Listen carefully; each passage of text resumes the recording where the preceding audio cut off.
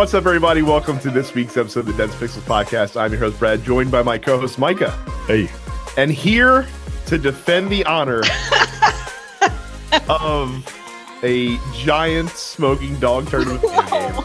That's not fair. We've been teasing it. She's back from her Disney World excursion. Yes. It is Carrie. It's me. So we've been talking about this for 2 weeks. We're going to talk about it again this week. Because this is the game that can't stop shooting Being itself in the the news. nuts. Right. Yeah. But Carrie, you were enjoying Fallout 76 for some reason. I am enjoying Fallout 76. But that's because I went into it knowing what the game was going to be. You know, I knew it wasn't going to play like a single player Fallout. I knew it was going to be buggy as shit. I was about to say, you could have stopped it. You knew it wasn't going to play. You know, it's like I feel like I've had an overall like really good experience with the game. Obviously, I'm not going to begrudge people who did not have good experiences with the game upon launch. And there's a lot of complaints about the game that I think are super fucking valid because holy shit, the game is super fucking broken. But you know what? I don't really do multiplayer because usually people are assholes.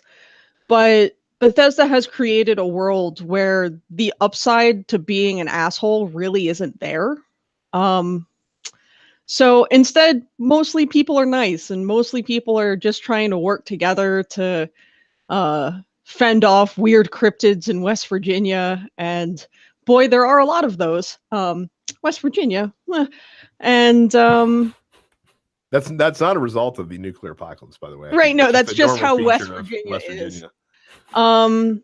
But yeah, it's a game that I get to play with like my husband and our friends, and I have a good like core group of people to roll around with. And I feel like that for me makes all the difference. Is just having a good group of people to just sort of experience the game with. Yeah, I mean, I've had a good time. I don't really know what else to say. The game needs a lot of work.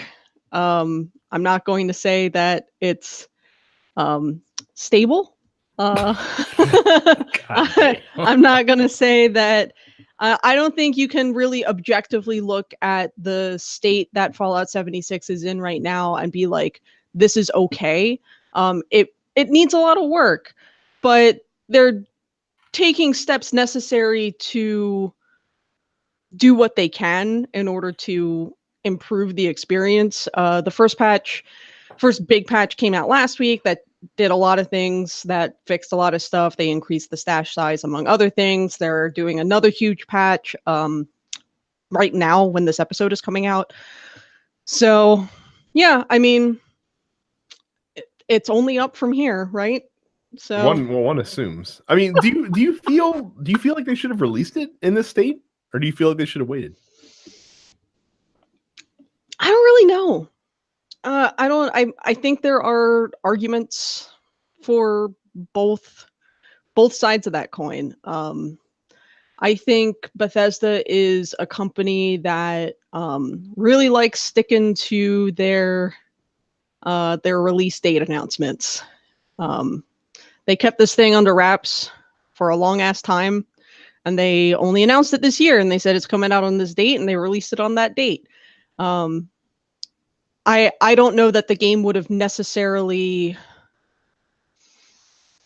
been significantly better if they had waited 3 months or so. Maybe they should have done a more extended beta. Maybe they should have started the beta in September rather than in October and had a longer time to get the user feedback so that they could make the changes that people wanted them to make. Beyond that, I don't really know what more they could have done here. It's funny because they're not the right model for it. I feel like Bethesda is a company that would benefit greatly from the early access model that is now prevalent in the game industry. They never will do it. No. Because that's just not their style. But you can't keep releasing games in this state. I mean, I think this game is people finally starting to kind of get wise to that. I mean, I think there's that. I feel like I'm trying to look at this like they're dipping their toe into multiplayer for the first time, and obviously there's going to be a lot of growing pains with that. So again, despite all that, I really like the setting. I really like the environmental storytelling that's present in this game, because a big complaint from a lot of hardcore Fallout fans is the fact that there aren't any other human non-player characters. All of the non-player characters are like robots or super mutants or something like that. But it's really like a masterclass in environmental storytelling and sort of showing you what happens before you walked into that building or something like that, just by certain things placed in certain spots and whatnot. And I find that very appealing just myself. I know that's not everyone's cup of tea though, so. I'm very glad that you're sitting down, because I wouldn't want you to collapse from vertigo from all that spinning that you're doing. I mean, look, I think, people's issues with the games are it's super valid. But I've always been the first person to say, like, it's okay to like trash. Like, maybe this is the trash that I've chosen to like, and that's okay.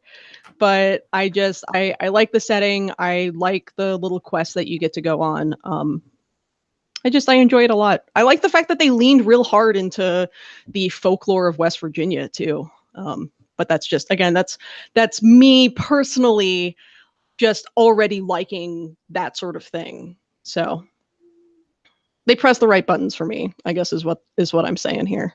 Is there a Bethesda or a Fallout, a Fallout title?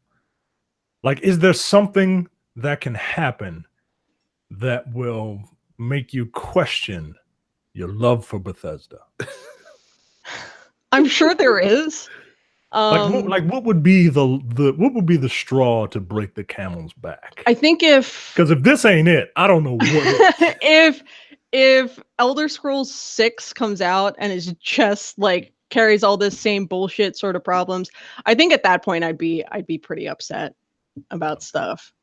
I mean, of course, here's the other thing about Fallout 76 that I should probably mention is I ended up not paying any money for it. Oh. So basically, thanks to this whole thing where I ordered what I considered what I was told was a physical copy of the game from Amazon, and then I got it in the mail and it was a piece of paper with a code on it. And I basically got on customer support and I was like, "Hey, this is bullshit. Why did you guys charge me shipping to mail me something that probably should have just been emailed to me?" And they were like, "You're right. The listing page wasn't clear. Here's all of your money back." So as far as I'm concerned, I've 100% gotten my money's worth out of Fallout 76 here. So Amazon falsely advertised something for Fallout 76. Ironic, I'd say. Interesting how that works. Yes. I mean, I think the whole fiasco with the bag, with Power Armor Edition. We'll talk about that.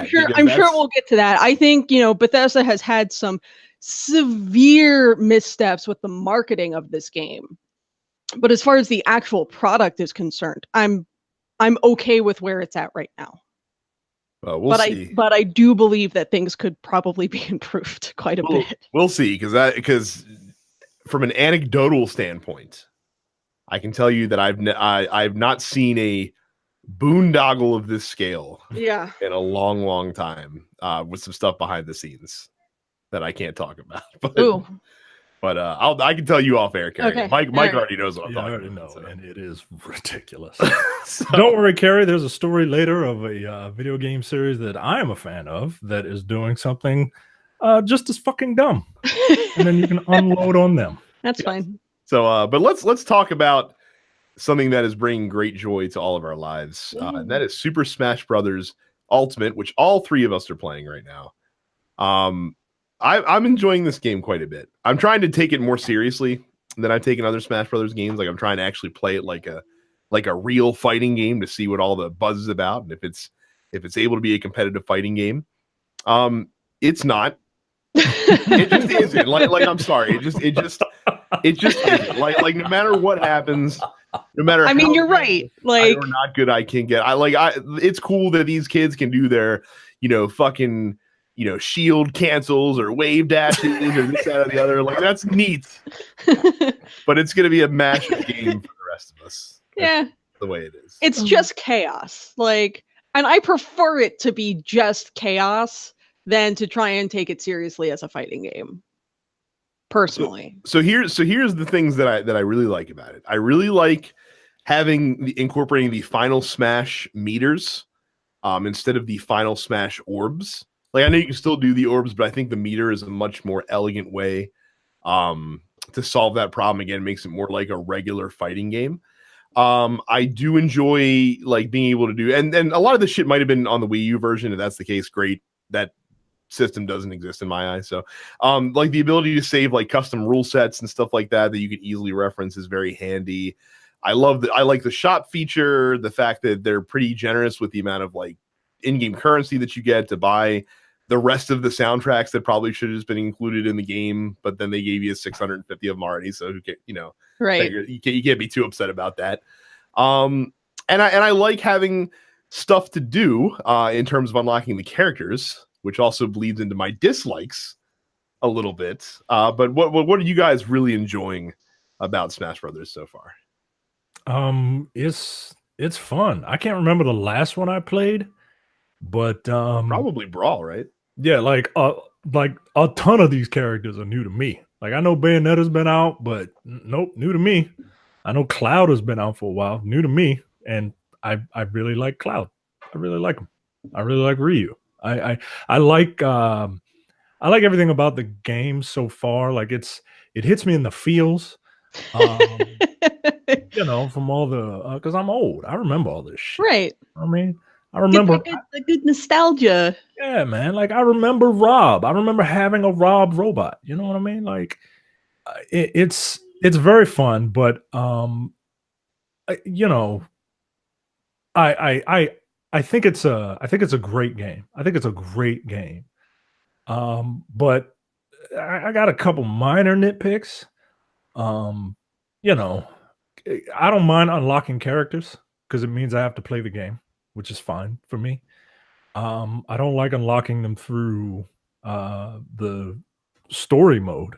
And I know there are other ways you can do it, but when I first got into it, I started playing the story mode, and I'm like, yo, this story mode kind of sucks, man. Like, it's just wandering around fighting different enemies with the most ungodly qualifiers to their matches, right? Like, I like spirits mode. Nah, the floor is lava and you can't jump, but the enemy can jump, and you're weak, but they're strong. And then there's a gust of wind, and then they have hammers and you don't, and it's 7 of them against you. Like, what the fuck?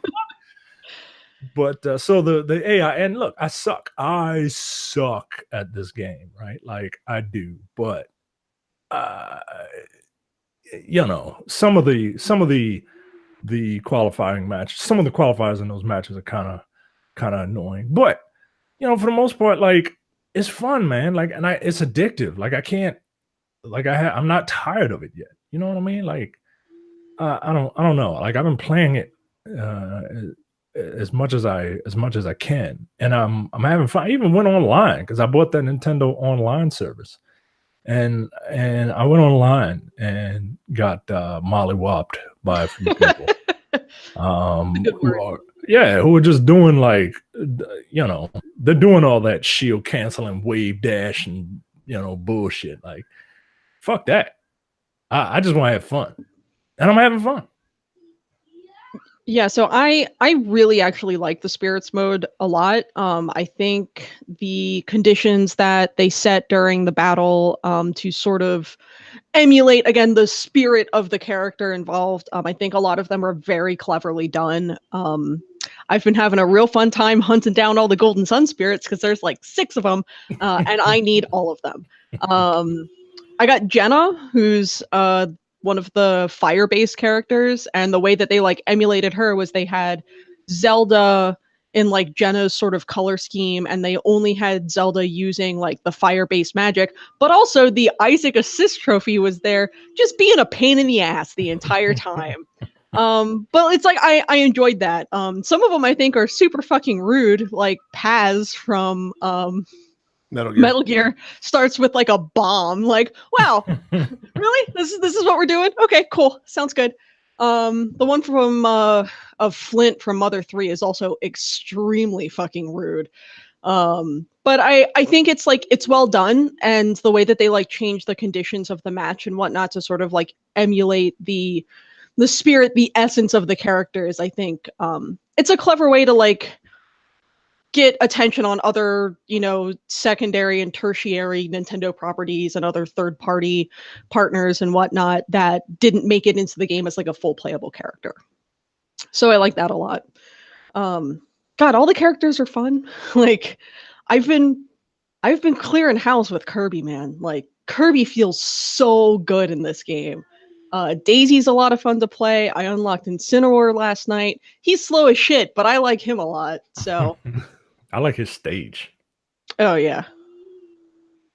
Yeah. But yeah. And yeah, I actually kind of like Kirby too. Like he's the one I'm rolling through in Spirits.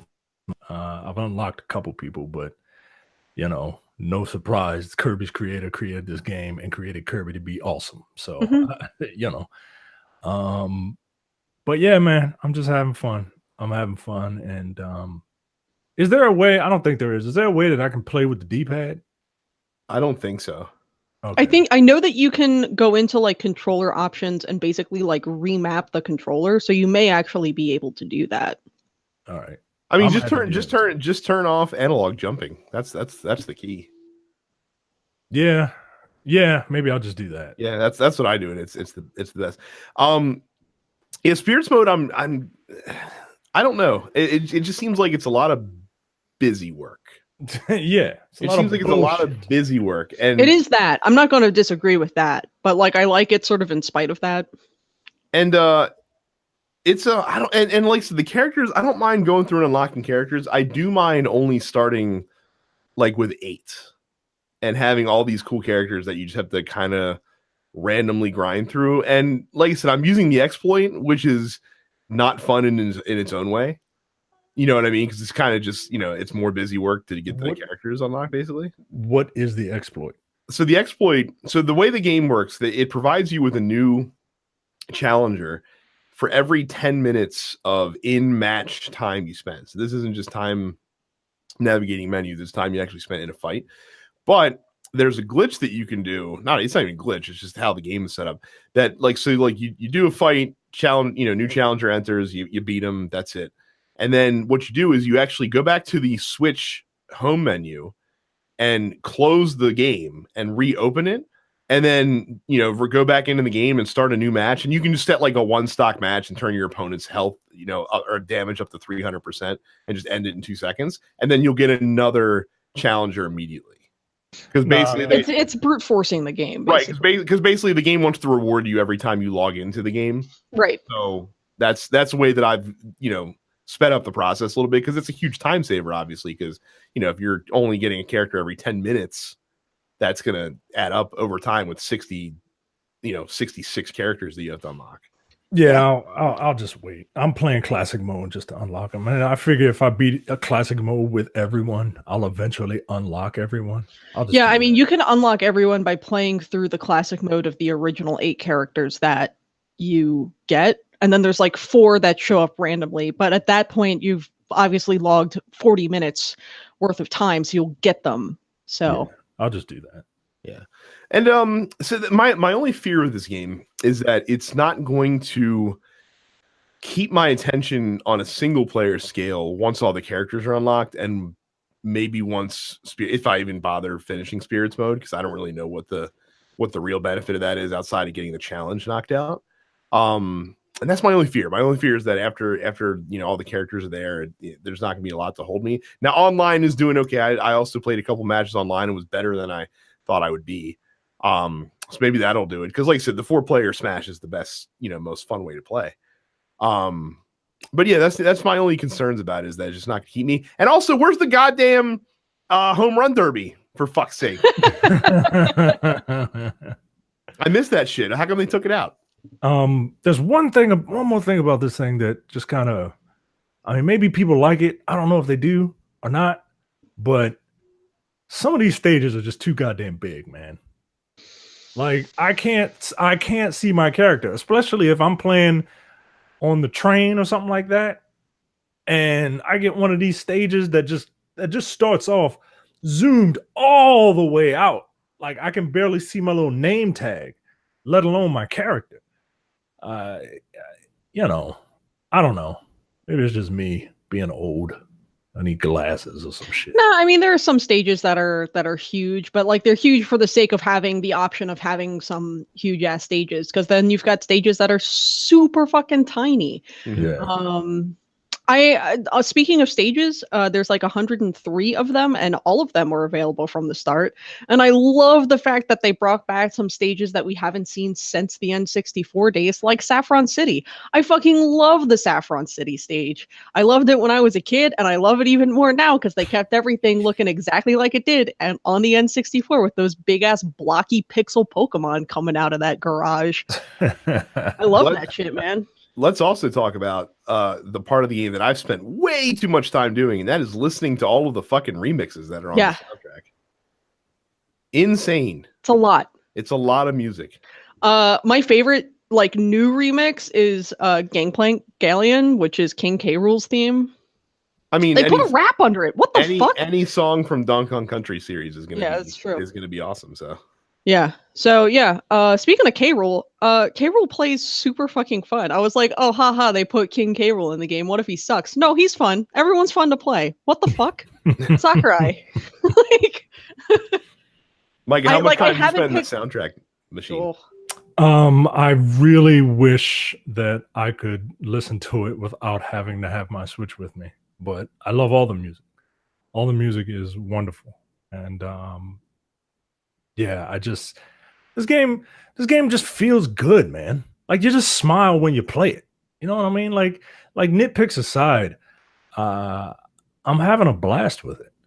And yeah, I guess that is the big worry, I guess, for me also, is that once I unlock everyone, like I kind of have the 2, 3, 4 characters that I kind of really like to play. So I have to slog through a couple. But once I unlock everyone, then it's like, am I gonna come back to it? Like I gotta try and convince my wife that she might be good at it. And she might be. I don't know. I suck. But yeah, man, I don't know. It just feels good. Hearing all those remixes of a bunch of old video games, like it gets me, man. Like I said, it's tempting to pick Castlevania every single time. I mean, pick a stage.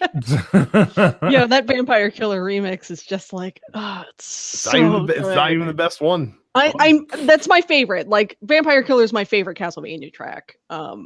So. Like I said, Castlevania 3, one of the most highly underrated soundtracks in video game history. People That's fair. Flip on that one too much. So, but yeah, speaking of. Oh, sorry, go ahead. Yeah, sorry. Speaking of, if we're done with Smash Brothers, speaking of things that make you feel good, I also picked up Katamari Reroll on the Switch. Like I said, I can't believe you bought it, considering that Smash game. It's a short game. Like the original Katamari is pretty short. This is one of my favorite. $40 for this, aren't they? $30. 30. Which I still think is $10 too much. But yeah, game looks great, plays great. Super fun, man. I love playing like Katamari, just chilling and like watching a hockey game and just playing Katamari. It's Katamari has always been like a very zen experience, just to sort of roll aimlessly with good music and fun colors and screaming children as you roll them up into a ball so that you can blow them up to make a star because your drunk father knocked them all out of the sky during a rager. The game is so ridiculous. Yo, Katamari is like Katamari, someone described it as a game made by the nicest person on earth, where you roll up lots of fun things so that you can make a star, and then your daddy size shames you about it, and then you do it again. But yeah, I mean, if you never played the original Katamari, like it's available on Windows too. It's worth playing. I like it a lot. I was never able to wrap my head around the control layout for that game, because for some reason spinning the ball with the right analog stick doesn't make sense in my head. It's weird, but it's a lot of fun. All right. Well, that's what is new from us this week as far as the new games we've been playing. A little bit of housekeeping. Don't forget to go to youtube.com/densepixels, subscribe to the podcast, and also hit the ring the bell icon. That way you never miss when we post a new episode. We also do Let's Plays, played some Black Armory last week for like 4 hours, stuff like that. So again, youtube.com/densepixels. Make sure you also subscribe to the premium side of the TNP Studios network. You can do that at densepixels.com/premium, just $5 a month or $50 for the entire year to get access to our premium slate of shows, which includes the Airing Grievances, No Time to Bleed, The Men with the Golden Tongues, and the weekly Look Forward political podcast. And of course, no matter what podcaster you use, be it Spotify, Apple Podcasts, Google Podcasts, or whatever, make sure you subscribe to this show as well as all of the other shows in the TNP Studios network, which include the Nerdpocalypse, Black on Black Cinema, and Coming Distractions. All right, so new releases this week. It is a lean week, as one would expect, because we are past the holidays. Smash is out. There's not much else coming out the rest of the year. There's, of course, the useless and needless Borderlands 2 VR that is coming out on PlayStation 4. Just when you think they couldn't squeeze any more blood out of that stone, here they are. Here's Borderlands 2 VR. 6 years later, here to give you the VR experience instead of Borderlands 3 that we all crave. Right. This is for the 6 people who are both huge Borderlands fans and also happen to own a PSVR. And look, I would totally be down to check this out if I still had my PlayStation VR. Not for $60 fucking dollars. Holy shit, $60? Yeah, I'm pretty sure they're charging. I mean, I could be wrong. I could be wrong, but I'm pretty sure they're just charging the amount that a game would cost for this, just like Skyrim did when they came out with Skyrim VR. So, like I said, if you have a VR and you're like, man, I'd like to wipe the dust off of this thing and play a really great game, then get Borderlands 2 VR. It sounds like a plan. Earth Defense Force 5 also released this week on PS4. I had no idea they were still making these games. And apparently they're digital only now because it's not getting a retail release. So that's something that's happening. Gungrave VR for all you anime fans out there that have been dying for a Gungrave game in VR. It's coming to PS4. Kingmaker Rise to the Throne on PS4 and Xbox One. And the Typhon Hunter mode for Prey is releasing, of course, for free if you own Prey. When they showed that off at E3, I thought it looked pretty fun. There's Prey has a very small but very dedicated fan base that is kind of just getting everything they can out of that game. Before I don't even know what. They just keep playing Prey, and so they keep making content for Prey. I ain't mad about it. It's cool. I mean, like I said, it's one of the games I wouldn't have expected to continue to get new stuff, but it is. 2 release date new game announcements. Activision is selling a zombies-less version of Call of Duty Black Ops 4 on PC for $29.99. So if you don't need zombies and you just want to play multiplayer and Blackout, then you can get Call of Duty for $30. Perhaps a preview of distribution model for them, at least on PC. Yo. And finally, Monster Hunter World is getting a crossover event with Geralt from The Witcher 3. That won't just have Geralt costume, but he'll actually be there to give you Witcher-themed quests inside of Monster Hunter. Geralt's here sticking his dick in every other franchise. He is. He absolutely is. It's Witcher fever. And there's a new expansion for Monster Hunter World coming next year called Iceborne as well. So that is it for new game announcements. If you are watching on YouTube, you may have noticed that Terrence is back. Yeah, I did. I'm back, y'all. Wow, don't sound so fucking excited, Terrence. I'm not an excitable person. Well, I'm not excited for anything, but I'm back. Well, I'm excited. What a weird thing to be proud of. Yeah. I'm a weird guy. That's fair. Oh, so I do headlines, don't I? Yeah, you do. It's already time. I mean, you've been playing anything different? I bought, the fuck is that game called? Hollow Knight. That game's difficult. Mm-hmm. Very hard. Like I play in 30-minute bursts now because I don't want to break something. I was very difficult. Like it's really fucking hard. Like it's a Metroidvania game where you where you kind of walk around the world. You don't necessarily know. It's like Metroidvania / roguelike. Demon Souls. No, it's not even roguelike. It's like Demon Souls. Because you collect money or you collect whatever the hell they call it. But when you die, you lose it, and you got to go back and pick it back up. The world is really big. This story is very not there. Like you just learn everything through bits and pieces as you go through the levels, as you go through the world. The game doesn't tell you anything. You just kind of just explore and find everything as you go through the game. So I've been stuck on this one section. I don't know where to go for like a week. It's really pissing me off because I have no clue what the hell I'm doing right now. So I think that's the only new. I downloaded the free games. I played Soma. That game is boring. And Onrush, they tout it as a racing Overwatch type game, like a racing MOBA. What? Yeah, that's what that game is. So I was playing it earlier, and each car has different attributes. Some cars you got to drive next to your teammates to get rush or whatever the fuck they call it, and they have their own supers or whatever. It's a team-based racing game, and there are different modes. I didn't know what the fuck I was doing. I was just racing. Like there's really no difference between like the mode that I was in. You had to catch a what would you call it? Like it's not capture the flag, but capture the point. There's a point that's just racing, that's like kind of on the map that you got to get to, but it's moving, and you have to have the most amount of cars in it for you to capture it. And on top of that, you have people crashing into you trying to. It's convoluted, and you just really never know exactly what the hell is going on. Well, I didn't, because I only played it for 30 minutes, but people kept crashing into me, and I got tired of it and turned it off.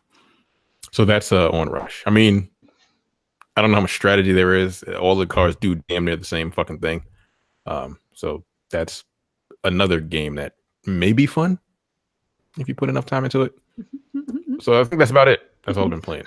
Fun ? Yeah. All right. I wasn't here. Can you do like a slight overview as to why you like a terrible game, Carrie? Oh boy. Because I don't get it. I have not seen. Actually, Terrence, I will sum it up. No, actually, hold on. Before I continue, I was at Jay had at Thanksgiving, and I was speaking with your husband, and he was trying to convince me that it was good. He didn't, but he enjoyed it.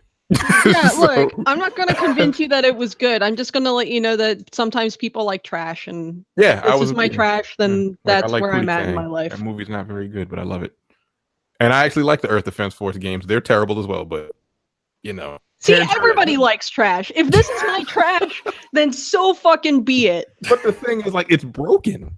Yeah. But I'm having fun. Her justification is very similar to our justification when No Man's Sky first released, and that is basically we knew what we were getting, so our expectations were properly set.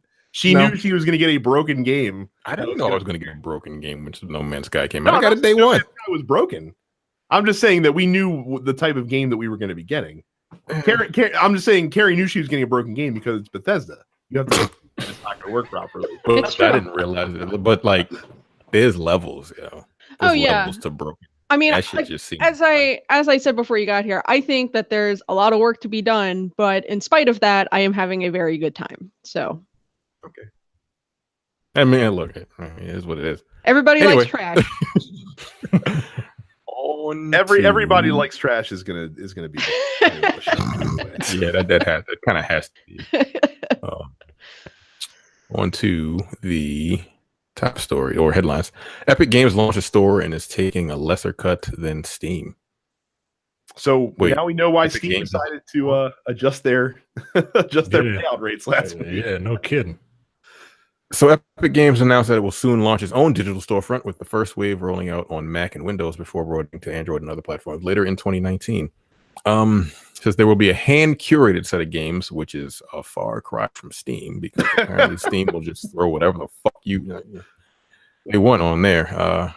When the store first opens in the coming weeks, and that catalog will expand throughout the year, buyers will be able to access it either. So I'm assuming like they're going to have a whole bunch of games using their engine to begin with. Like, has it's not even their engine necessarily, because there's later in the story, it talks about the revenue split. And apparently if you so they're giving developers 88%, which compares against Steam's 70% that they give out for regular games until you're more successful. But they said it's gonna be a flat 88%. Epic's gonna get 12%. And if you're using Unreal Engine, Epic will cover the 5% engine royalty sales out of their 12%. So like if you're using Unreal, you're basically going to get Unreal for free, essentially, if you're posting it on their store. So has Fortnite been so good to them? Like, would they have been able to do this without Fortnite? No. Being like a fucking monster. Nope. Absolutely. That's insane. And it is for the success of Fortnite has brought us the first legitimate contender to Steam's monopoly, basically. Long live Fortnite, as far as I'm concerned, because it is. I mean, here's the thing: it's about damn time that like we have a legitimate competitor to Steam as far as the PC market is concerned. Valve has had the market cornered for how fucking long now? And like the idea that we would finally have another competitor doing roughly the same thing, but maybe being a little more generous to the developers. I think may finally force Valve and force Steam into being more competitive as far as the market is concerned. Competition is always good for the consumer as far as this shit is concerned. So, yeah. Listen, I just think it's wild that 2018 what that has been for Epic Games. Honestly, like I would not have seen it ending in this. In retrospect, we probably should have, because when you're a PC company and you have more money than God, you can either sit on it or you can, be smart and invest it in the way that they're investing it. But yeah, that's wild. And like I said, if they are probably the only company legitimately right now in this, at least in the US and the West, that could legitimately have a chance to compete on that battlefield with Steam. So I'm all about it. Fucking game that you don't have to pay for. It's a game you don't have to pay for. People have paid enough that they can create their own fucking. Yo, that's insane to me. Yep. Wow. They've cornered the fucking 12-year-old with access to their parents' credit card market.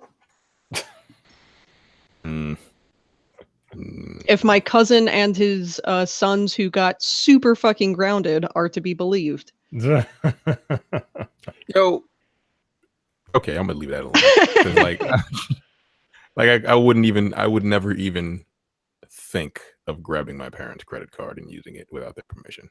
Oh no, my cousin was a fucking idiot and already had his card linked to that account, and he didn't put parental controls on it, so they just like it's like $150. Let me rephrase it. I wouldn't even think about using that, even if it was because they white.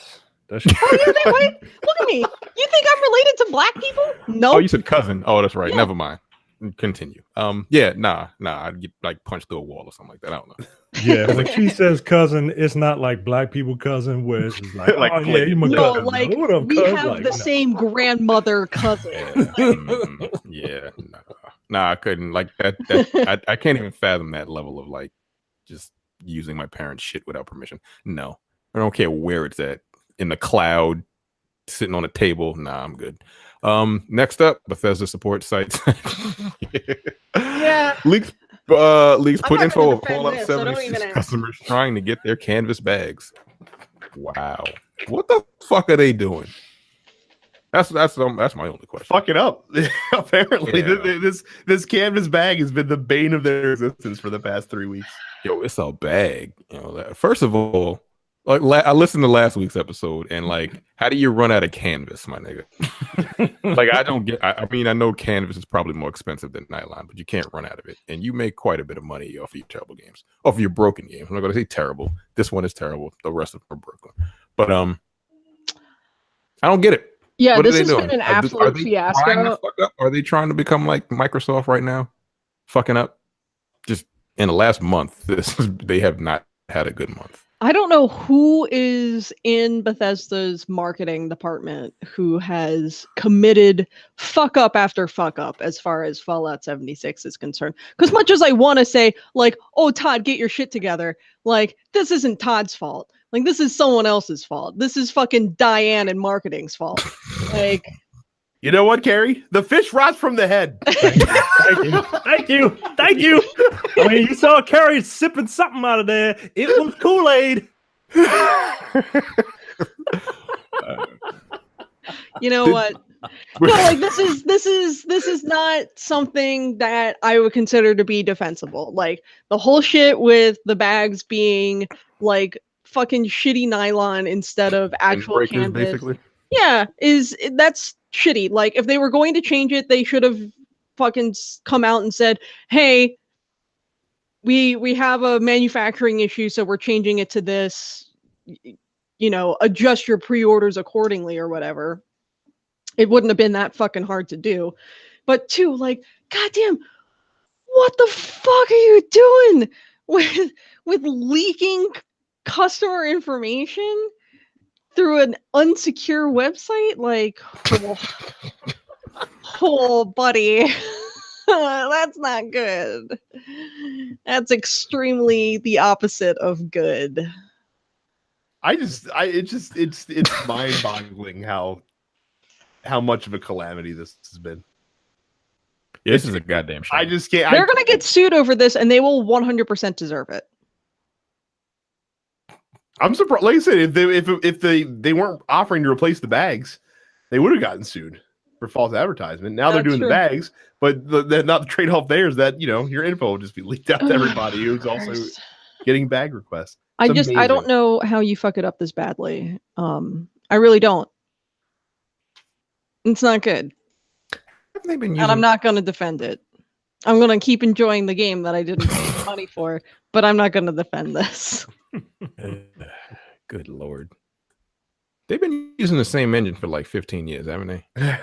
People harp on that real hard, and I forget who it was, but someone sort of like actually broke down like what it actually means for them to like use the same game engine or whatever. Mm-hmm. And like it's not really what people have sort of framed it as. So I need people to cool it on the whole. Bethesda's using the same engine that they used on Morrowind or whatever. And it's like maybe they use the same like basic skeleton of an engine or something like that. But yeah, I think I did see a YouTube video about the guy. He was a game developer and he was like, "This is what this actually means." Right. But here's the thing: they've been using that same engine and they've been using the same assets per se, but like they haven't done what like modders have done to make the games 10 times better than they already are when they came out. So why don't they just? I mean, because those modders are basically using the same engine, right, to make their games better than the developers. What the fuck is happening with them? I don't have an explanation for that, but I think the whole this outrage as far as like, oh well, Fallout 76 is running the same engine as Morrowind did. It's just like, okay, but like actually understand what that actually means. Like it's not quite this cut and dry issue that people want to frame it as. But anyway, speaking of fuck ups, boy howdy, Street Fighter. I love how it was like bloop. Okay. Yeah, there you go. Yeah, so there's gonna be they need to hire you for their fucking community manager. Fucking Pete Hines can learn a thing or two from Carrie over here. Yo, Pete, give me a job. Oh, like, yeah, this is Capcom's fucking up. Have you heard? Let's show you the news. So yeah, no, Todd, call me. All right. Is getting in-game ads. Yeah, this shit is fucking unconscionable. This is ridiculous. This isn't me just making a joke. This is Capcom actually fucking up super hard. Well, like I said, the joke that I made is that Bethesda was getting so much negative PR. Capcom's like, guys, we have to do something. Like we're losing our stature as one of the dumbest and fucking greediest game companies in the world. What can we do? Capcom's talking about Bethesda. What can we do? Well, yeah, put advertisement in your game. Like. It's not even that the ads are in the background, like the Ring of Destiny had the Capcom Pro Cup on it. They're on the character, yo. They're on the character. So these like UFC clothing? Like what the fuck? Yes. Yes, a bunch exactly of fucking Brock that. Lesnar.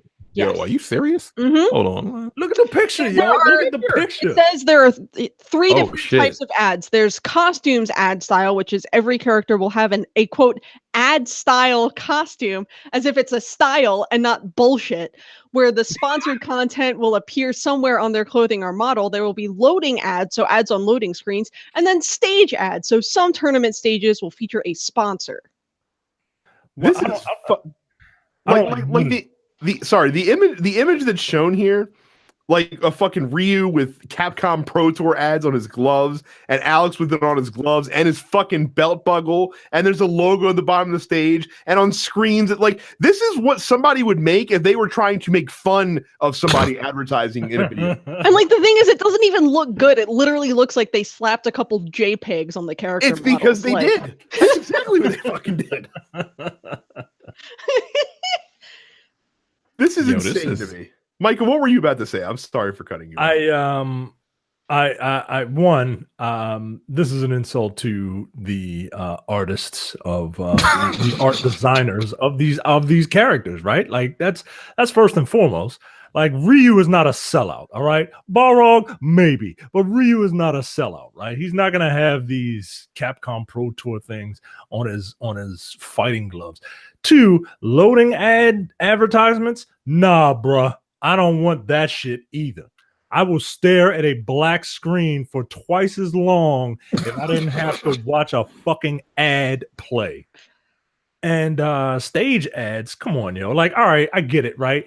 The Ring of Destiny had the Capcom Pro Tour thing on it, and it kind of made sense. This shit where Bison is in the background looming over you as he's advertising the Capcom Pro Tour, it would make me not want to watch it, guys. An evil dictator, the Hitler of this universe, is advertising the Capcom Pro Tour. This is terrible. Yeah, and I can't like I love Street Fighter, yo, but what are you doing? Now, it's like state-sponsored media. It is worth saying that you can disable this. You can disable it, but apparently you get less fight money or some shit if you turn it off. So they're saying that you get bonus fight money if you leave it on. Nonsense on. I'm gonna have to see that in the flesh, because my suspicion is that you'll get regular fight money for having it on, and then less money for turning it off. And you don't get a lot of fight money to begin with, right? Nope. So this is I hope this crash and burns. This is it, yo. As much as I have tried to be nice about Street Fighter 5, the $10 stages, the $4 costumes, and now this shit. Come on, man. It's fucking. Yeah, I have nothing to say. I played the game. Fucking up. I was right. Yeah, they do stay fucking up, yo. See you in 10 years when Street Fighter 6 comes out. And like you said, Micah, like there are ways to do this tastefully. Like if you like for fuck's sake, like in the New York City stage, have it on a billboard in the background. Like at least that's natural. Like you don't have to plaster, you don't have to make the fucking characters look like NASCAR drivers. Like Reed's not gonna have a fucking Pro Tour logo on his gi. Right. Right. What the fuck? Yeah, it looks so wandering homeless Japanese man has a goddamn sponsors patch on his gi. Yo, come on. I'm training under this waterfall to raise awareness for the Capcom Pro Tour. And they put them like on the characters. They put them on places where you have to watch your opponent. Like you have to look at your opponent's hands to see what they're doing. So, and to anticipate where shit is going to come from. So like, I mean, I'll give it to them. They put them in the right places, but here's the best part. Bullshit. Like, if you're doing this to gain additional revenue, that's fine. You're advertising your own shit. Like that's really fucking dumb. It's fucking Pro Tour. Like that's what extremely doesn't make any sense about it. It's not like you've got a fucking cup noodles advertising on Reed's fucking hands. You want the weirdest, because you're right. The weirdest thing is the people that are playing this game are already going to be watching the Capcom Cup because it's not exactly super popular. It's fighting games are pretty niche. Like you guys and I will be fight. I don't watch Capcom. I don't give a fuck. But like we watch that shit. The people that play it are going to watch it. Where's the revenue coming from? Right. More people watching the Capcom Cup that are already. You're not going to get casual people. Oh shit, he's got Capcom Cup shit on his knuckles. Let me go see what this whole thing is about. No, right. If anything, it's going to turn people off to it. Like, yeah, the people that are already watching, like, yo, I don't need to see this in my game. Yo, come on, son. I don't. You know what? Fuck it. They're going to continue. No part about this that makes any sense whatsoever. Yeah, they're not going to gain anybody new, and that's the whole point of sponsors, and to gain revenue. But you're sponsoring your own shit again, so I don't see how much more revenue you're going to get from sponsoring your shit, and no one else is going to. Fine. Soulja Boy is making a half-hearted swing at continued relevance. That's funny.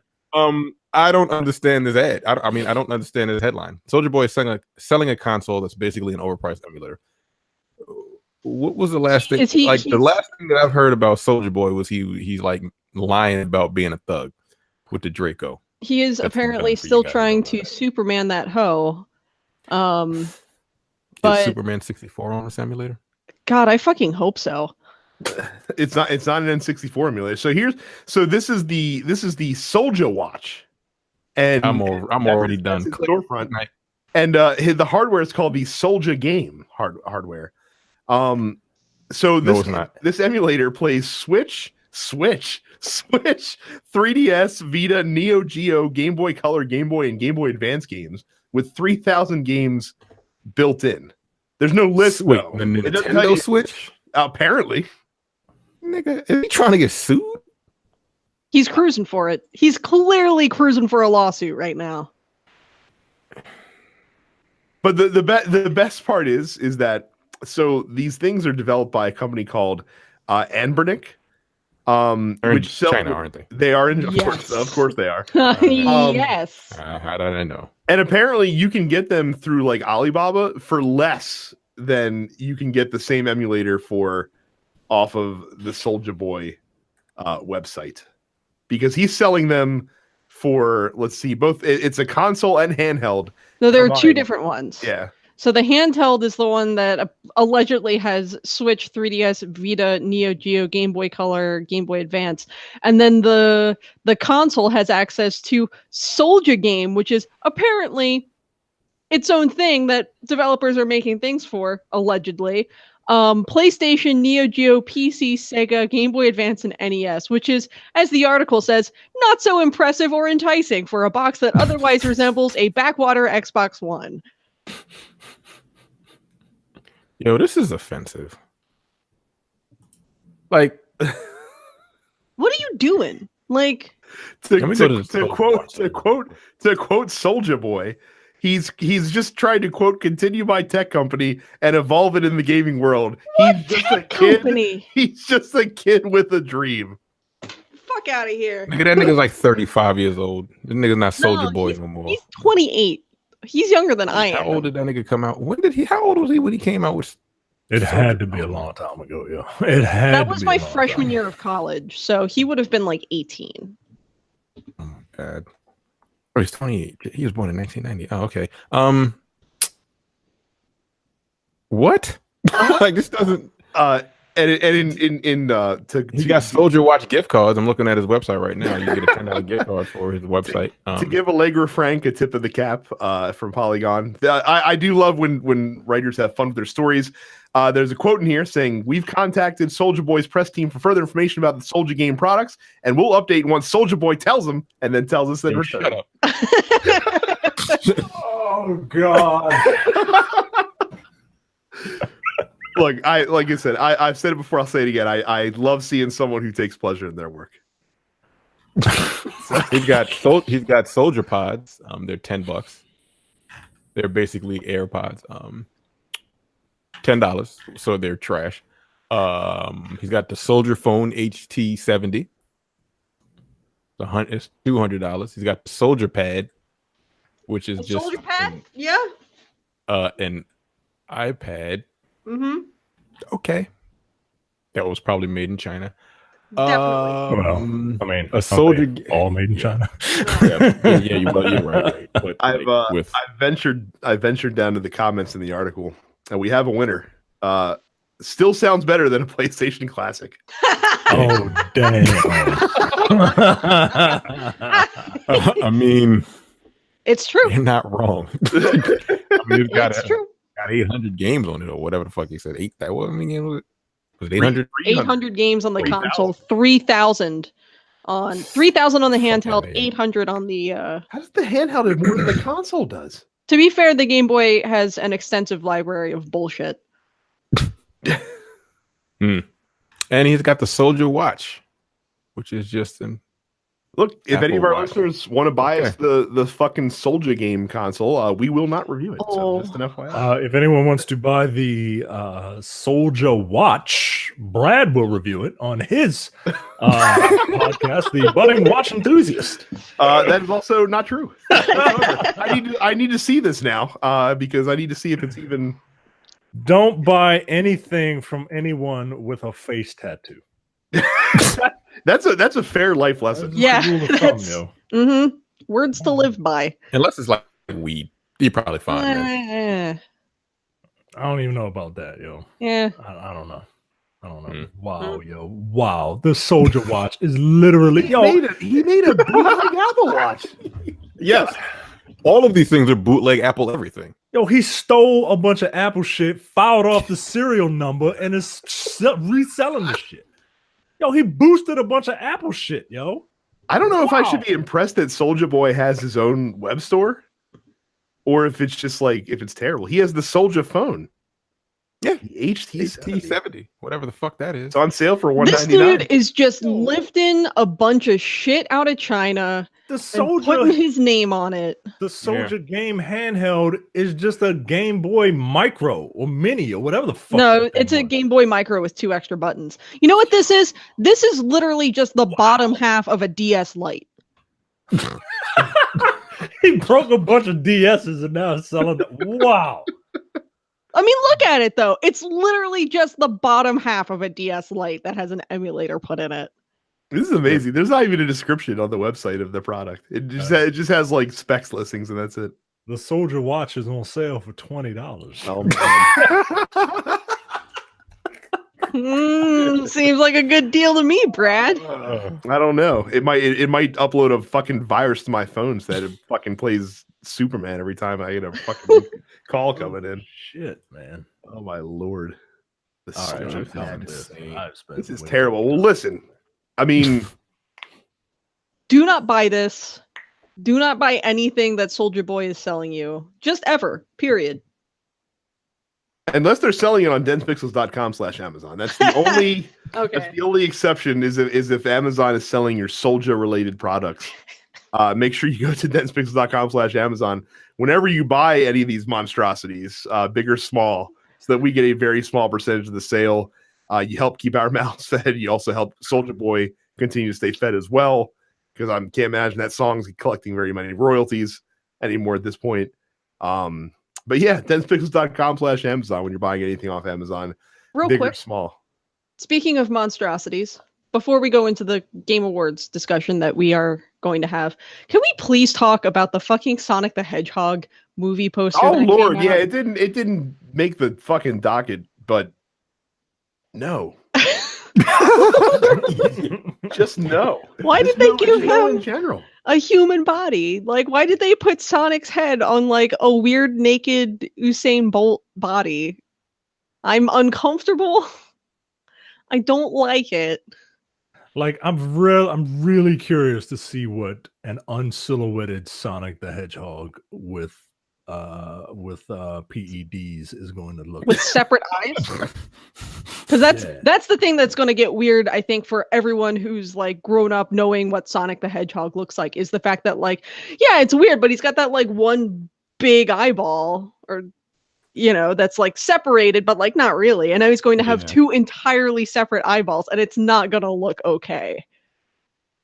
And Justin Lin is attached to this? Mm-hmm. Is he hard up for money? Like, I thought he was doing well. I thought those Fast movies and Aquaman were making him lots of money. And what's he doing putting his name on this nonsense? Like, and the thing is, it's like Jim Carrey is going to be Eggman. Like, the cast that they have ostensibly is good. It's just like, boy, I don't know how you fuck up the look of Sonic that badly. Like, they uncanny valleyed the shit out of it. Yeah, this is a classic case of overthinking, right? Like, oh, well, he runs really fast. He must have really muscular legs because he runs really. Nah. Give him the noodle legs. Just let him have noodle legs. It's okay. Let him look like Grant Gustin. That guy is not thick at all, and he's the fastest man alive, and nobody complains. Yo, that boy can't run. Wow, I can only imagine what the rest of them are gonna look like now, right? Like Knuckles is going to be like this, like he should be in a Blacked video. One of them 5 dudes standing behind Piper Perry, and Tails. I mean, what the fuck? I have no idea what Tails is going to look like. Tails is just going to have a big ass. What? Yeah. Is he going to have the 2 tails? He has to. His name is Tails. They're not going to call him Miles Prower. People are going to be like, what the fuck? They should. They're not. But they should.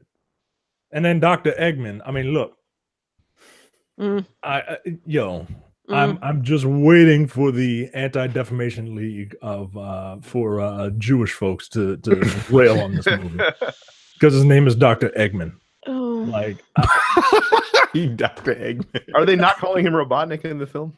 I think they're calling him Robotnik. Okay, that would probably be smart. Yeah, Dr. Robotnik. Yeah. What's Robotnik? Polish? Do Poles get offended by that? I don't think so. All right. Yeah. Poor Poles. People make fun of them all the time. Yo, this is fucking bizarre. Yo, this post is weird. You know? I mean, I looked at it earlier, but like I'm looking at it now on a. Do you see what the success of Sonic Mania does he have gloves on? Yo, this has nothing to do with Sonic Mania, man. If anything, is he even wearing gloves? No, don't look like. Nope, he's got weird human hands now. Well, he's in his training outfit, obviously. You know, which is naked with shoes. Yeah, this is. Oh, I can't wait to see what Sonic looks like. What humanoid Sonic. This shit's coming in next year. Yeah. Next fall, man. Oh. All right, I'm done with this. All right. I need to be able to see. Let's cleanse the palate and talk about the Game Awards. And talk about Jeff Keighley. The Game Awards. Fuck that. Let's talk about Sonic fucking Fox. There you go. You wanna talk about a Sonic? I stand for that, dude. 100%. I didn't see his win. I didn't actually watch the awards. I didn't either, but he gave a very impassioned speech. It was fucking awesome. And it is nice to see a young black guy out there doing his thing. He is a gay man, if you hadn't known. He is and a furry, which that bothers me to know. The line of the night was Sonic Fox saying, "I guess I just gotta say that I'm gay, black, a furry, pretty much everything a Republican hates, and I'm the best esports player of the whole year. Thanks." Like, you know what? Fuck yeah. 100%. I love that, dude. It's Terrence, it's worth seeking it out on YouTube and watching it because it's a guy that's just genuinely happy to be where he is. Like I've seen interviews with him. He seems like the only issue I have with that nigga is he's a furry. That's just weird. Look, I've never met a furry that I didn't like.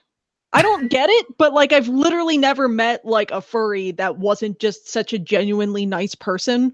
Like I've never had any. I'm sure they're very nice. Like you better be.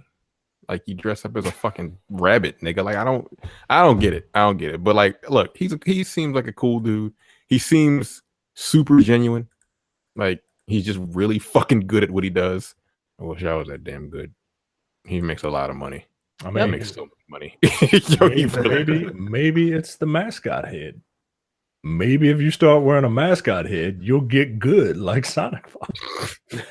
What would be your mascot of choice? The full. No, that's my mascot. No, the elusive no animal. Yeah, that's just I can't get with that. But I'm gonna have to watch that. I'm gonna have to find that. Well, his acceptance speech is in the links below.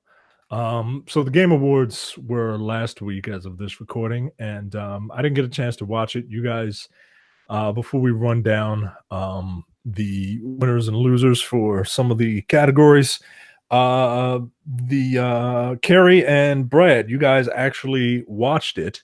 Yeah. Carrie, what did you think? And then we'll follow up with Brad.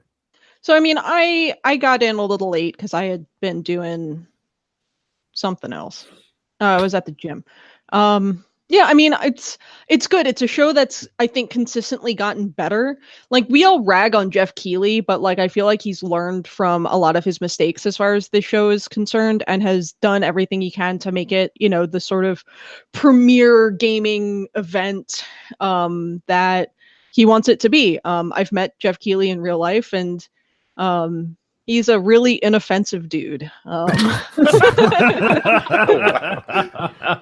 He's what I would qualify as an untoasted slice of white bread. Like, not really what I would necessarily grab out of the grocery store, but I'm not mad about it. I'm not mad about his existence. I do like this image at the top of the Polygon story that we're using to reference the winners, with Sean Layden, Phil Spencer, and Reggie Fils-Aimé all on stage together, as if that fucking counts for something, and showing unity in video gaming or something. Hey guys, hey, look at three rich people profiting off of the thing that you are obsessed with. Right. My favorite thing about this image, though, is how Sean Layden and Reggie look like adults, and Phil Spencer looks like a small fat child in a suit. Phil Spencer that's a look saying, "Man, I probably don't deserve to be up here considering how we're doing right now, but thank God I am." None of their suit jackets are particularly flattering. No, like they can't dress. I think Sean Layden probably looks the best of the three. Well, because he's the one that's actually wearing a suit coat. The other two are just wearing a blazer. Yeah. I mean, even still. Yeah. Reggie is also there, you know, repping for his game. That was like, literally the ads were like, "Hey, did you know Smash Brothers comes out like there were so 3 many hours Smash from Brothers now?" ads. Like, so many Smash Brothers ads. So I thought it was a pretty good show. I think that Jeff Keighley's finally struck the good balance between the awards, which is the reason people think they're tuning in, and the trailers, which is the actual reason that people are tuning in. Yeah. So I think they did a good job with that. Like I said, the presentations were pretty solid. The amount of stuff he was able to keep under wraps before the show was impressive, considering the fact the internet melted down when Joker from Persona 5 was announced for Smash Brothers, which shocked me, considering that I didn't realize that many people played Persona 5, that the internet needs to melt down when that happened. And it was pretty cool, man. Like I said, it was solid. The presenters were pretty good this year. Ed Boon was very funny after they showed the Mortal Kombat trailer. He's like, "Oh, I think they played the wrong video, guys. It's weird." But I thought the show was good. It was a little long, though. I do think they need to keep that thing at a tight 2 hours. Yeah. Was it? About close to 3. It was Yeah. damn close to 3. No. I think it was longer than 3. It started at 8:30, right? Well, the pre-show started at 8:30. Okay, they need to fucking bump that shit up. You start that pre-show at 7:30. You start the award show at 8, and we all get to go to bed at a reasonable hour. All right. Yes, I would agree. Well, unfortunately, we're subject to the West Coast for this one. But let me ask you a question real quick. This is a very unique situation for us, because normally with award shows, you know, they're institutions, right? Like the Oscars is 90 years old, right? And the Grammys are, you know, however many years they are, right? We were able to see this thing from its inception until now Do you think that anyone puts any stock in these awards? Like, is this something that people will put on their game as saying that they are proud of? Like, you know how movies are Academy Award winner Mahershala Ali. Do you think that that people here would be like, well, this is game award winner, you know, God of War or some shit like that? Well, I mean, we've already got Game of the Year editions of games already based on awards handed out by gaming publications. So I don't really see why they wouldn't necessarily move into that direction with Game of the Year awards handed out by the Game Awards. I do think that we will see that heading that direction. I think that what's slowly happening is that I mean, like, other publications are going to do their of the year awards for sure, but I think that Jeff Keighley has done a really good job at making this event like the central focus. You know what I mean? Yeah, and like so, there are a ton of movie awards, but everybody pays attention to the Academy Award. Right. And I don't think it's there yet, but I think it will be there. Now, whether consumers put any stock in that, that's a different story altogether. Yeah. But I do think that in terms of the industry headed that way, I do think that you will see these awards, and they the problem is they need to come up with a clever, like, shorthand name for the award in order for it to, because you said, oh, this won the Oscar for Best Picture. Like, that sounds way more resonant. Like the Game Award winner 2018 for Best, Game of the Year. Yeah, call it like the Angel or something. Doesn't it look like an angel? Looks a little like an angel. Yeah, call it the Angel. So, Game of the Year. Do you want to do nominees or just straight winners? Just run through the winners. Run through them. Game of the Year, God of War. I heard that homeboy who did Kratos' voice came out in something. He had the outfit of the night, dude. Hell yeah! His suit was turned up to 17. Yeah, that shit was lit. Best ongoing game is Fortnite. No big surprise there. Wow. I mean, look at what we talked about earlier. Best game direction is God of War. Best narrative is Red Dead Redemption. Art direction is Return of Obra Dinn. Best music or score is Red Dead Redemption. I was a little upset about those. Yeah, I don't know about all that. Octopath had the best soundtrack of the year, and I will 100% throw hands with anyone who wants to disagree with me. Red Dead won a lot of awards. It didn't win the big ones. Nope, it didn't. Nope, it didn't. But people were fucking jacking off and yeehawing all night. So. Best audio design is Red Dead Redemption. Best performance is Roger Clark as Arthur Morgan in Red Dead Redemption. Best games for impact, whatever that means, is Celeste. Games for Impact it's an award given to a game that had like a strong social message or something like that. Okay. Celeste dealt a lot with like dealing with mental illness and was really positively received in that fashion. So. Okay. All right. Best independent game was Celeste. Best mobile game is Florence. I've heard that's actually very, very good. Mm-hmm. Yeah, I think you can play in like 45 minutes. So. Yeah, it's a puzzler. Best VR AR game is Astrobot Rescue Mission. Best action game, Dead Cells. Best action adventure game, God of War. Best role-playing game, Monster Hunter.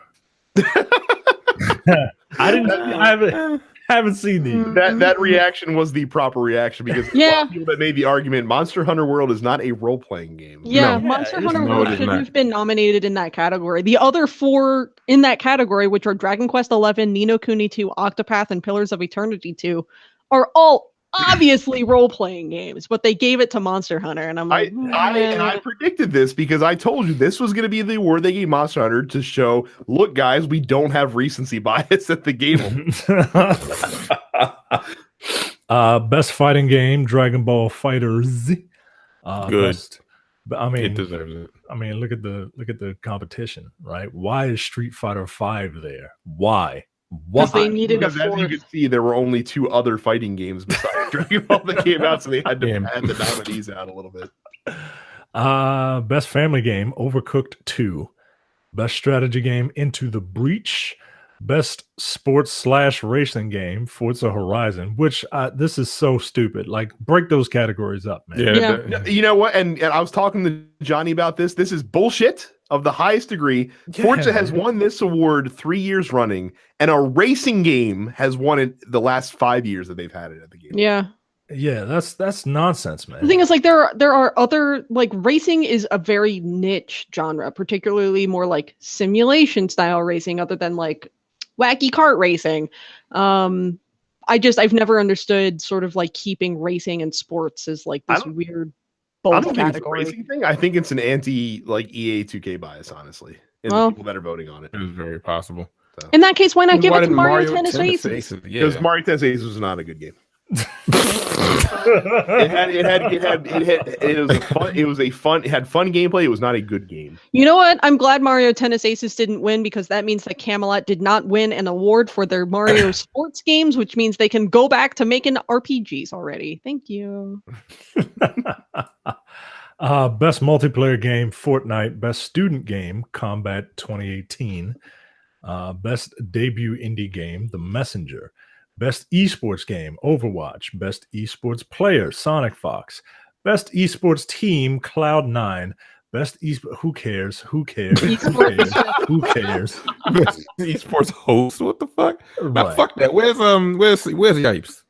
And fucking Ninja won content creator of the year. Yeah. Like, where's Yipes though? That's offensive. Like, because he's not on. It's fucked up. He's not on that. Who the hell is Alex Richardson? Who the fuck is Anders Bloom? Pronounce the name of the person that won. I think it was no.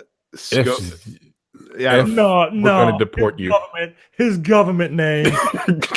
That's a lady. It's a lady. Deporter. Now, Terrence, I apologize. Her government name. Yo, this is ridiculous.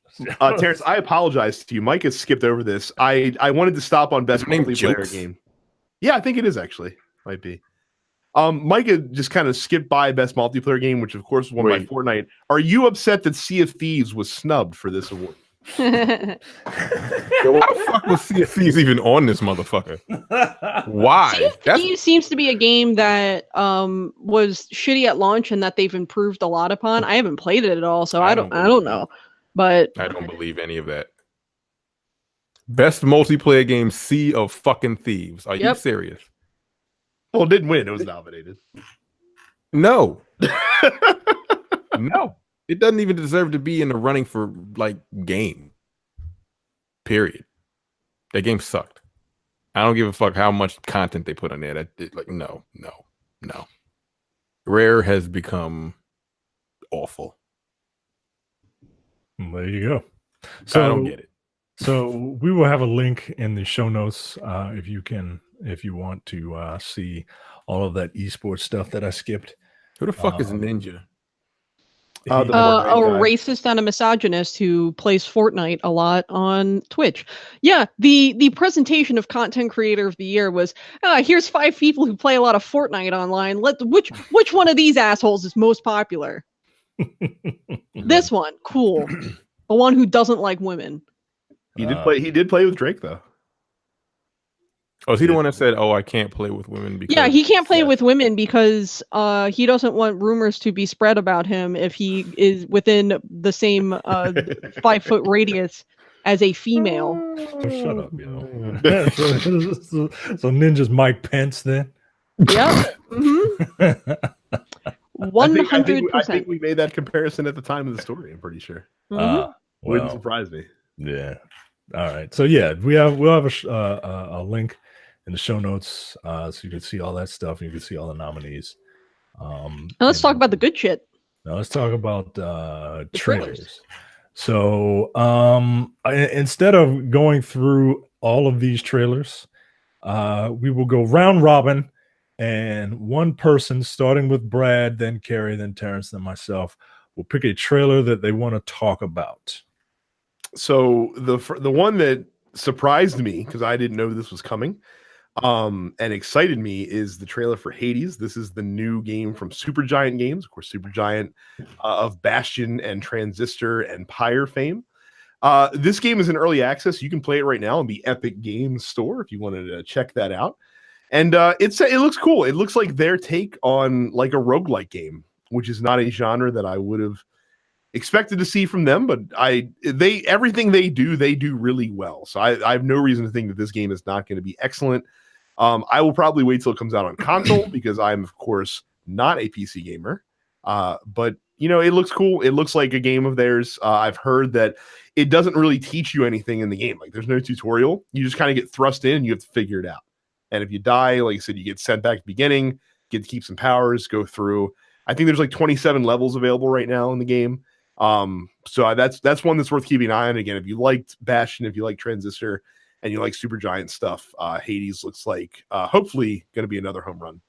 I always did love their art direction, and this is no different. This game looks beautiful. And this has Switch written all over it. Oh, yes, please. Yes, please. So they've put their other games on Switch at this point. So they have? Yeah. I know they put, I think, both Bastion and Transistor on Switch at this point. Though. Not Pyre, no, but the other two. Yeah, I agree. This game looks pretty cool. And a roguelike is perfect for me, sitting on that goddamn train every fucking day. Look, this game looks cool. This PC first? Yeah. It'll be an early access. A couple games that I wouldn't. God damn it! I feel like I'm going to end up getting a Switch within the next year. So. There's so much shit on there that I'm like, yo, this would like what was the action game of the year? That one. I would probably rather play it on the Switch. Honestly, like I really like that game. It's fucking hard. I believe Hollow Knight is on the Switch. I think it came out on the Switch first after the PC version. Yeah. Continue. You heard it here, folks. Yeah, Terrence is getting a Switch. I really like the art style of Hades. It's not my kind of game. But you know what is my kind of game? Motherfucking Outer Worlds. Yeah, I'm gonna play the shit out of that. Obsidian out here fucking laying down the shade on Bethesda about as hard as you possibly can. That shit was funny. Look, I love Bethesda. We all know this. We've been over this in this show. I love trash. But you know what? Obsidian's out here with the original creators of Fallout and the studio behind Fallout New Vegas, aka the 3D Fallout that unanimously everyone fucking loves. Out here making basically No Man's Fallout New Vegas. Comma Borderlands 3. Like that's the vibe that I picked up from that trailer. I never got super into Borderlands, so I have no real point of reference on that. But yeah, it's a single player RPG in space, and it's got that like retro futuristic vibe to it, and it sure just looks like Fallout, but you're a space yeehaw. And they've confirmed there's a charisma system where if you're like super fucking dumb and your int score is just real low, like you'll get the dumb person dialogue options in the game and whatnot. And I'm like, cool, sign me up. I'm gonna play the shit out of that. Thank you. Yeah, this is when it first popped on, I was like, oh, another first person shooter. And then the personality kicked in, and I'm like, oh shit, this is fucking space Fallout. Like, why hasn't Bethesda done space Fallout yet? And this surprised me, man. I am it seems like it's got a really good sense of humor, and it seems like it's the other side of the coin to what Rage 2 is. And this is what I like. I like the setting here as opposed to like the post-apocalyptic, Mad Max bullshit. You know what I mean? Like this is a little more my speed. I can't wait to play this. Yeah. I didn't watch any trailers. Yeah, because I didn't. Mortal Kombat 11, I did see that one. Well, hold on. What are your thoughts, Brett? Oh, on Outer Worlds? Yeah. It's the first time I've ever been interested in an Obsidian game. I can tell you that right now. my only worry is how's it going to play, because that's the one thing that Obsidian always has as a knock on, is that they're great at using other people's tech, not so great at making their own. That's fair. That would be my sort of hang up is like, yeah, like some of the best stuff that they've done has been using the engines of other game devs. So we'll see. I want to play the shit out of it though. Unless the early reviews come out and they're like, yo, this sucks. This is probably a day one purchase for me. All right. Devil May Cry 5. Fuck the other game, Mortal Kombat 5, because it didn't show any gameplay. Mortal Kombat Devil May Cry 11. 5 did show gameplay, and that game looks fucking bonkers. It just does. I think the demo was on Xbox One. Yeah. They also played Devil Trigger live. That's all I cared about was Devil Trigger. I don't know what Devil Trigger is. It's the song. What song? The song from the trailers. I don't like that song. Oh, well then don't bother watching that. Oh, okay. Yeah, I don't like that song. That's the song everyone loves. I don't like it at all. I can't imagine Terrence liking any of the music or aesthetic from Devil May Cry, just the way the game plays. The aesthetic? No, I like the aesthetic. I don't like that song. Like, I don't know why everyone loves that song. Devil Trigger is like one of my top 5 workout songs. This just looks... It's almost like they took it back to Devil May Cry 3. Devil May Cry 3 you could play is Dante and I believe Virgil. This has 3 characters. I don't know who the fuck this dude was with the staff, but his levels look... I don't know what's going on in those. He's apparently like controlling familiars or animals or whatever. Yeah, but I think he that's moves super cool. slow. Yeah, that's fucking wild. He's kind of walking around and just controlling crows and bats and shit. That looks awesome. Of course, Dante with his shenanigans. Look, I don't know. I don't like the faces of any of the characters, and because they look more like the DMC characters, which I don't think anyone is really complaining about, which is a little strange to me. But that gameplay is like, as long as the gameplay is there, which it looks like it is, it looks like they're using the engine from I guess the new engine that they put for RE7. I don't know, but it looks good. It looks like it plays really well. Looks fast, which DMC4 was a little slow to me. I can't wait. Bloody Palace is fucking Bloody Palace is going to be out in a month, which is weird because the Bloody Palace it's just 100 levels. Why is it coming out a month later? I don't get it.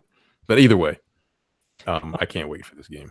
The only thing that aesthetically that this game does that I think is weird, there's one character in this game that just does not look right and doesn't sound right. And it's the one that's hanging out with Cody Rhodes. It's the dark-haired woman with the glasses. First of all, she's got a really creepy, like uncanny valley smile face. Oh, right? The one that does the mechanic. Yeah. The one that does the weapons for his arm. Yeah, she got like a son. Yeah. Her voice. Oh my God. Speaking, she's a yeehaw. That's what she is. Yeah, she is. God damn. I can't even mock it. I can't. My imitation can't get that bad. It just I don't like it. I don't like it. I first saw it, and Trish looks like a whore. Like these faces, these realistic faces are kind of throwing me off a little bit. And the syncing is terrible. Like, yeah. I don't know if it's because they're doing the Japanese mouthing, but the English dub, but it doesn't fit. But it does look like fun. It's already pre-ordered on my system. And again, they had the demo for Xbox. I didn't even bother. Yeah, no, I'm not gonna bother. Not gonna bother with that. Brad, do you have any comments on Devil May Cry? No, you can get to talking about what I know you want to talk about. Dragon Age is coming out. It didn't show anything. I just looked at the trailer. Didn't they, Terrence? I don't know. Well, I don't play Dragon Age, so I don't know what the fuck is happening. Yo, this motherfucking Eggman is back, and I'm gonna beat the shit out of him. I'm gonna kick the shit out of Soulja. I'm gonna kick the shit out of him. Fuck him forever. I need to replay that. I need to replay Dragon Age Inquisition, and I'll have plenty of time to do it because this game ain't coming out for another couple years. No, this is going to be 2020 at the earliest. At the earliest. But no, I cannot wait to fucking stab Solus a billion times until he fucking dies by my hand. I fucking hate that egg-looking motherfucker. That traitor. I'm gonna fucking kill him. You romanced him in Inquisition, didn't you? No. Okay. I don't play elves. No, I play Kunari because I'm a butch bitch like that.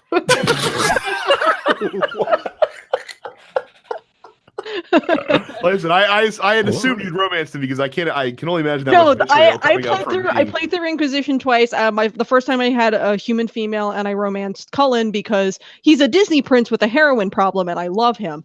And and the second time I romanced Bull because he's large and horny, and deep in my soul I know that that's what I needed. So all right. Yeah, no, I didn't romance Solus, but I did have him in my party enough that I created a bond with him. I'm like, oh, this guy's really smart, and he's like and he kind of looks like Charles Xavier, you know what I mean? like all right, and then it turns out like, oh no, he's just now is Solus the reincarnation of no, Solus is the Dreadwolf. Dreadwolf. Yo, fuck you, yo. Mm-hmm. Fuck you, yo. Don't betray me, yo. Like, that's the fucking issue, man. Like, nah, man. Nah, I don't appreciate that shit. And while part of me appreciates this trailer, like, hey, it's coming out and it's going to continue the story of, what happened in Inquisition. Like, I don't appreciate the fact that I got to wait at least 2 years. My son's going to be 2 before I get a chance to even sniff this game. So, I can't wait. I can't wait. No, I might have to play Inquisition again. And I can't wait to do it again and to just tell Solus to fuck off at every single opportunity. I'm going to shun that motherfucker. Fuck off. I mean, let's keep it in EA. I was so happy to get a story trailer for Anthem finally. That's the one thing we'd kind of been missing this entire time, was kind of an insight into the plot. And I can also tell you, personally, the gameplay in Anthem, quite fun. Excellent. So I did get to play the alpha this past weekend, and it was much more fluid and much more fast-paced than the gameplay trailers make it look. Excellent. I'm glad to hear that. Regarding the story, so the Anthem is the traveler, right? Basically, yeah. Well, it's like the anti-traveler. Like it's the traveler that made everything but can also destroy everything. Okay. All right. Yeah. I'm not like super excited for Anthem, but I am looking forward to it. And now that you have had firsthand experience and you like the way it plays, I'm a little more confident in it. Is there another trailer you would like to talk about, Carrie? Yeah. Clearly, I want to talk about The Last Campfire. No. No, I want to talk about this. No, look, Last Campfire, which is coming from Hello Games, aka the No Man's Sky people. That looks delightful, and I am looking forward to playing it. It was made by 2 people, apparently. Yeah, no, that shit looks cute as fuck. I want to play the shit out of that. But you know what I really want to talk about is the fucking Smash Brothers DLC announcement of motherfucking Joker from Persona 5 coming as the first character pack to Super Smash Brothers Ultimate, which means not only will we get to play as Joker, but that means we will have a Persona 5 themed stage a ton of Persona 5 music added to the game. Sign me up. Thank you. Yeah, you know what? I totally forgot that each character gets stage and music. And And Persona 5 soundtrack is the music in lit. Persona 5 is fucking banging, man. Like it's got this like acid jazzy thing to it. I fucking love it. Like I'll just put that shit on in the car. And you'll get a remix version as well. Yeah, man. I can't wait. I'm very excited for that. I'm way more excited for that than I thought I would be. Again, Smash Brothers just hitting me in the feels, man. Yeah. Terrence, you got to get it. Yeah. Get what? Get that Switch. Get that Smash Brothers. I've never played Smash Brothers. You might like it. It's fun. No, he won't. Is it? It is. As long as you don't have to play it like with the homicidal competitiveness that you do every other fighting game. Well, he won't like it. Yeah. Fuck, I don't like losing, yo. I don't give a fuck what fighting game it is. I don't like to lose. Yeah. But yeah, I really hope that the Persona 5 announcement for Smash is indicative of maybe a Persona 5 port for Switch. Yeah, if they weren't planning on doing it before, I think the reaction that they got when they made that announcement probably encouraged them to do it now. I played Persona 5. I New Game Plus Persona 5. I have cosplayed from Persona 5. I have the Persona 5 dancing game. It is unopened because I have too many other fucking games to play right now. Wait. You have a Persona 5 dancing game? Yes, they have made dancing games for Persona 3, 4, and 5. And the 3 and 5 games came out last week, 2 weeks ago, for Persona 4 and or for PlayStation 4. And the Persona 4 game came out like 3 or 4 years ago or some shit like that. But I mean, Terrence, they made a fighting game for Persona 4. Yeah. I've seen that. Arena. That game is actually pretty dope, to be honest with you. So I played it. Yeah, I fucking love Persona 5, and I will absolutely play Persona 5 again if they put it on Switch. So I'm really looking forward to actually seeing gameplay of how Joker plays, because the reveal trailer was literally just like an anime style cinematic. Mm-hmm. But yeah, no, super fucking hyped for that. Terrence, is there another trailer you would like to talk about? I mean, we could talk about Mortal Kombat 11, but it was just again just a cinematic trailer. I wonder how many characters are going to be in the game. They should just have all of them. Probably. Because quite a few. There were 2 versions of Scorpion in this trailer. And it seems like there'll be multiple versions of Raiden as well, because that was not like normal, like like Dark Raiden. Well, at the end of Mortal Kombat, can we talk about 21 Savage in there for? You don't even know who that is.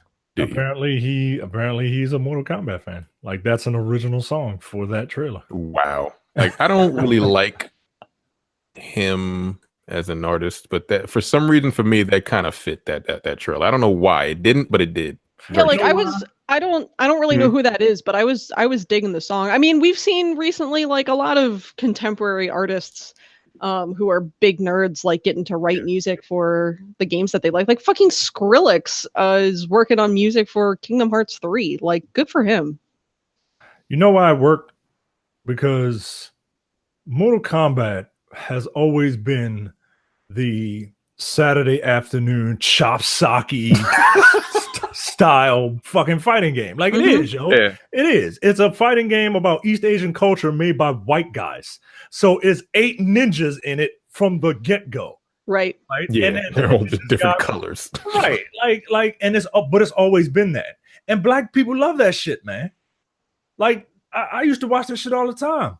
Like, I don't know what it is. Like, DMX was in a movie with Jet Li because black people love that shit. Black people love watching Asian people kick each other in the face. Like, I don't know, man. But so Mortal Kombat 11 is okay. It's gonna have weapons, right? Like, they're coming back. Yeah. It's gonna have weapons, and it's gonna have. I think the 2 different Scorpions are going to illustrate the fact that the game is gonna be like Injustice with customizable gear, because they kind of experimented with it with Sub-Zero was in it. In Injustice. So I think that's what the 2 different Scorpions means. But it was a chick by like an hourglass. So a lot of people were saying there's going to be time travel. And shit like that. I've never been good at Mortal Kombat or really any 2D fighting game, but I've always enjoyed Mortal Kombat just for sort of what it is. I feel like Mortal Kombat is just like quintessentially like mid-90s, just like gory for the sake of being gory and shocking for the sake of being shocking sort of stuff that I really enjoy. But like I'm really looking forward to seeing what like guest characters they announce, because if that's like one thing that I feel like the past couple Mortal Kombat games have done really well is like get those like unexpected guest characters on their roster. Why have they never made a horror fighting game? Right? God, how fun would that be? And they failed miserably. Yeah, I don't know. You're right. Like 8 of these guest characters are from horror franchises. Like let's just make them. Yeah, all. Freddy Krueger was in Mortal Kombat 9. He was really fucking good too. Yeah, he was borderline broken. He was the Jackie Earl Haley Freddy Krueger, which I didn't really like. But the lion-looking Freddy Krueger. Yeah, I ain't like that too. Like instead of having 8 different ninjas, you would just have all different versions of Jason. Like, yeah, Jason X, fucking Jason's mom. Why not? I'm not gonna buy this because I've learned my lesson with NetherRealm games. Like I'm perfectly happy just maybe renting them, playing them a couple times, but I don't need to own them. But I like Ed Boon a lot. Ed Boon's really funny. He tweeted out the other day. He's like, look at the end of the trailer. It says RP. It says rating pending. The guy's rating pending. He's like, we might finally get that E rating we've been doing. So, but yeah, at least that. But I know enough. I know enough about myself to know that I don't need to own another NetherRealm fighting game because it's just not my style. I guess maybe the one other trailer I'll talk about for the sake of time is Marvel Ultimate Alliance 3: The Black Order, exclusively for Switch. And look, it'll just be fun to play this type of game again. It's got like obviously there's a new art style, but like there's a like the camera angle is down low, and at first when the trailer first started, I'm like, oh, okay, is this only like MCU heroes? But then we find out that the X-Men are in it, and a few other, and the Guardians are in it, the Kingpin's in it, like, so they're legit like using the Marvel canon for this, and it looks cool, man. It looks cool, and it looks fun, which that's all I really need. So very cool. Yeah, I was a little pissed off when he was like, "It's only going to be on Switch." Yeah, I mean, you get one anyway. What the fuck? Who cares? You'll get to play it. Another perfect game for a type of game for the Switch. Yeah, exactly. God damn it. The only other thing I was sort of excited by was Crash Team Racing being confirmed. I don't understand. I really liked Crash Team Racing. Why? I don't understand, because like Mario Kart's like the be all end all. Oh, Mario Kart is the be all end all, but like Crash Team Racing is also just fucking dumb fun. So like I never cared for Diddy Kong Racing either. Like never. I played the shit out of some Diddy Kong Racing when I was like 8. So I would love a remake of that, but it's too bad that Rare is owned by Microsoft, so we'll never get one. We shall see. But that was a small sampling of the trailers that were available. If you click in the show notes, you can find the rest of them. If for some reason you missed the Game Awards, that'll be in there for you. No post office today because we knew we were going to run a little long with all the news that we had. So that is actually it for this episode. Don't forget to join our fan group, densepixels.com/fans. Make sure you leave a 5-star review on iTunes. Make sure that you subscribe to the podcast wherever you get them. YouTube.com/densepixels. Follow us all on Twitch as well. Dense Pixels Brad, Terrence is Apparition 410, Micah is Dense Black Nerd, and Carrie is Stuff It's Carrie. And that is it for this jam-packed news and reaction episode. So thank you guys very much for watching/listening. We'll see you next time. Thanks. See you. Take it. You're watching the Dense Pixels YouTube channel. Click the subscribe button while you're here and make sure you check out our weekly podcast where we discuss the latest gaming news and our impressions on what games we've been playing.